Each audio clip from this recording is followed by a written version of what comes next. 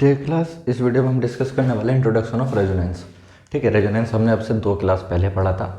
मतलब उसमें एक स्पेशल केस आया था क्या, जब हमने आरएलसी सीरीज सर्किट की बात कर रहे थे तो उसमें 3 केस हमारे बन रहे थे।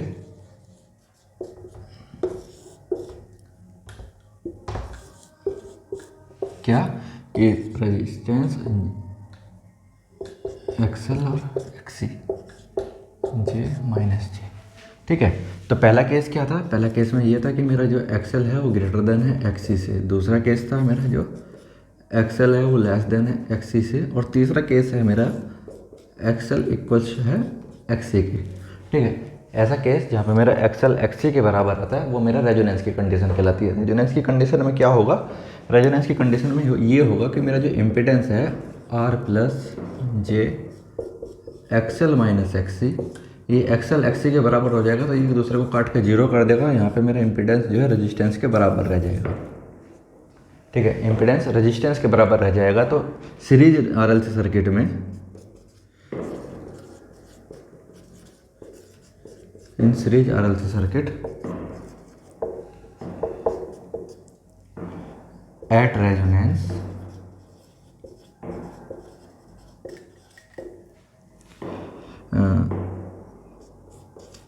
total impedance of circuit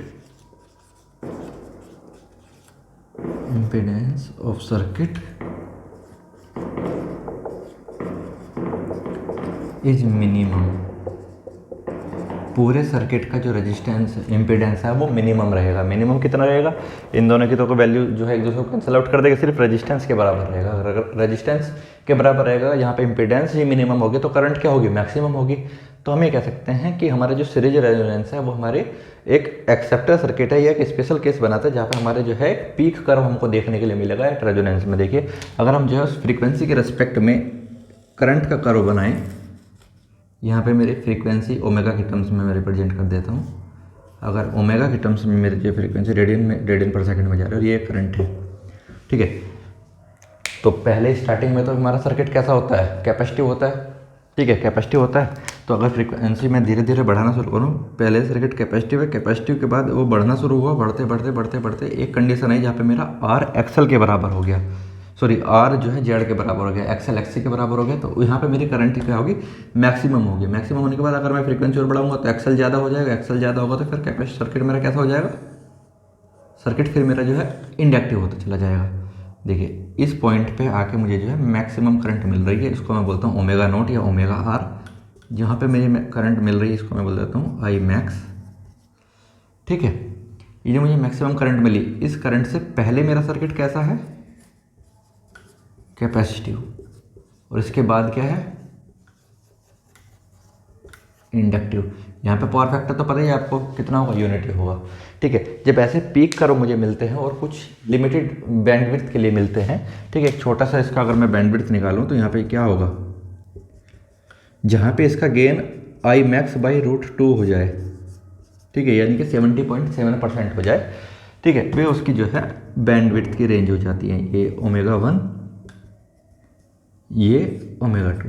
ठीक है, तो यहाँ पे मुझे एक नैरो बैंडविड्थ देखने को मिल रही है। ठीक है, अभी आपने जो है फ्रीक्वेंसी मैचिंग में इसका बहुत ज़्यादा इस्तेमाल है। जैसे आप रेडियो के चैनल सेट करते हैं तो वहाँ पे आप क्या करते हैं? आपके हाथ में एक मॉड्यूलेटर, जहाँ पर फ्रीक्वेंसी चेंज कर रहे हैं, वहाँ पर फ्रीक्वेंसी चेंज कर रहे हैं। फ्रीक्वेंसी चेंज करने से क्या होगा? जैसे आप फ्रीक्वेंसी मैचिंग करेंगे आपको जो है मैक्सिमम कर्व मिलता है और जो सिग्नल है एकदम साफ सुनाई देता है। ठीक है, जो सैटेलाइट फ़ोन हमारा होता है उसमें भी हमारी फ्रीक्वेंसी मैचिंग का काम होता है। यानी कि हम कह सकते हैं हमारा जो कम्युनिकेशन सिस्टम है, चाहे वो हम नेटवर्क के वाला देख रहे हो या फिर जो है रेडियो से देख रहे हो, जो भी हमारे कम्युनिकेशन सिस्टम है उसमें हमारे जो है फ्रीक्वेंसी मैचिंग और रेजोनेंस का जो है बहुत ज़्यादा इस्तेमाल हमारा देखने के लिए मिलता है। इसलिए ये इलेक्ट्रॉनिक्स पॉइंट ऑफ व्यू से तो बहुत ज़्यादा इंपॉर्टेंट है। इलेक्ट्रिकल में भी इसका काफ़ी ज़्यादा एक वाइड रोल देखा जाता है। एक तो अभी जब हम पावर सिस्टम पढ़ेंगे और मशीनरी देखेंगे तो हम देखेंगे कि इसका कितना ज़्यादा इंपॉर्टेंट रोल आता है। ठीक है, अब ये देखिए, इस पॉइंट पे आके मेरी करंट मुझे मैक्सिमम मिल रही है तो मैं कह सकता हूँ कि सीरीज आरएलसी सर्किट को मैं एक्सेप्टर सर्किट भी बोल सकता हूँ। ठीक है, इसे उसको बोलते भी हैं, सीरीज आरएलसी सर्किट को एक्सेप्टर सर्किट भी बोलते हैं। Series RLC circuit is also called acceptor circuit. ठीक है, वहीं पे जो हमारा पैरेलल आरएलसी सर्किट होगा, पैरेलल आरएलसी सर्किट, ये आर, ये एक्सएल, ये एक्सी। पैरेलल आरएलसी सर्किट में क्या होगा कि जब रेजोनेंस की कंडीशन आएगी तब मेरा जो है जेड इक्वल्स टू आर होगा। जेड इक्वल्स टू आर होने पे क्या होगा कि मेरा इम्पिडेंस इस केस में मैक्सिमम होगा, क्योंकि पैरेलल में तो कुछ भी रहता है वो जो है इम्पिडेंस को कम ही करेगा। अगर कम करेगा तो सिर्फ जब अकेला रेजिस्टेंस रहेगा तो उस टाइम पे मेरा करंट क्या होगा, मिनिमम होगा, क्योंकि उस टाइम पे सर्किट का इम्पिडेंस मैक्सिमम होगा। तो अगर मैं, ये सर्किट बनता है मेरा सीरीज आरएलसी के लिए, और अगर पैरेलल आरएलसी की बात की जाए तो वो कैसा बनेगा, ये करंट और ये बनेगा मेरा सर्किट।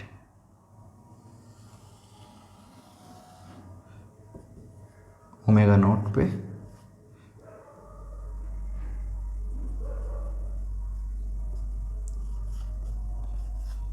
ठीक है। तो यहाँ पे मैं कह सकता हूँ कि मेरे जो पैरेलल आरएलसी सर्किट है उसको हम जो है रिजेक्टर सर्किट भी बोलते हैं। क्यों? क्योंकि इसमें उस टाइम पे सर्किट का जो करंट है वो मिनिमम रहता है, उस टाइम पे सर्किट का करंट बहुत ज़्यादा कम होता है। अगर हम रेजिस्टेंस की वैल्यू नेग्लिजिबल रखें तो हम ये कह सकते हैं कि उस रेजिस्टेंस की वैल्यू अगर हम जो है नेग्लिजिबल रखते हैं तो इसमें करंट लगभग जो है जीरो जाएगा, वहीं पे इसमें जो है करंट जो है बहुत ज़्यादा हाई अमाउंट में जाएगा। ठीक है, ये सारी चीज़ें हैं, इस कारण से हम नॉर्मली सीरीज आरएलसी सर्किट में रेजोनेंस की कंडीशन को प्रीफर कर सकते हैं। ठीक है, अब फ्रीक्वेंसी के रेस्पेक्ट में सीरीज आरएलसी सर्किट में क्या कंडीशन बनती है या क्या फॉर्मूला हमारा आता है फ्रीक्वेंसी के टर्म में, वो एक बार फॉर्मूला देख लेते हैं। बाकी सारी चीज़ें तो हम धीरे धीरे पढ़ ही चुके हैं। देखो मैं क्या कह रहा हूँ कि सीरीज आरएलसी के टाइम पे मेरा एक्सएल का मैग्नीट्यूड एक्सी के बराबर होता है। एक्सएल का मैग्नीट्यूड एक्सी के मैग्नीट्यूड के बराबर होता है। डायरेक्शन अलग अलग हो सकती है, अपोजिट ही होती है, लेकिन जो उनका मैग्नीट्यूड है वो बराबर रहेगा। ठीक है, एक्सएल मैंने पढ़ा है कितना है, ओमेगा एल। एक्सी मैंने पढ़ा है कितना है, 1/ओमेगा सी। यहाँ से अगर मैं ओमेगा निकालूँ तो अगर मैं रेजोनेंस की बात करूँ तो ओमेगा को ओमेगा नॉट बोल सकता हूँ at resonance. Omega equals to omega naught, तो यहाँ से L इस तरफ डिवाइड में चला गया, ओमेगा नॉट इस तरफ मल्टीप्लाई में हो गया, तो ये हो गया ओमेगा नॉट का स्क्वायर डिवाइडेड बाई LC। तो यहाँ से ओमेगा नॉट आ गया मेरा कितना, 1/√LC रेडियन पर सेकेंड। ठीक है, अगर हर्ट्स की टर्म्स में इसको लिखना हो तो ये जाएगा मेरा 2πf not equals to 1/√LC। यहाँ से f नॉट आ जाएगा कितना, 1/2π√LC। ये मेरा हर्ट्स में कैलकुलेट हो जाएगा।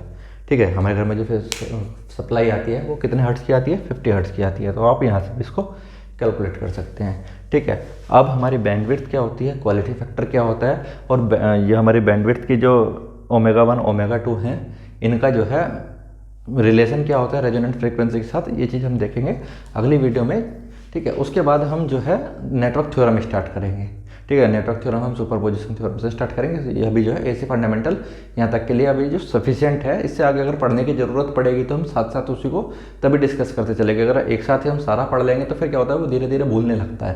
तो जहाँ पर ज़रूरत पड़ेगी वहाँ पर उसको उतना उतना पढ़ते चलेंगे, और बहुत ज़्यादा जो है एकदम ढोते हुए नहीं चलना है, एकदम समझते हुए चलना है। ठीक है, उसके लिए हम जो है थोड़ा थोड़ा उसको ध्यान में रखते हुए चल ही रहे हैं। ठीक है, अगली वीडियो में मिलते हैं।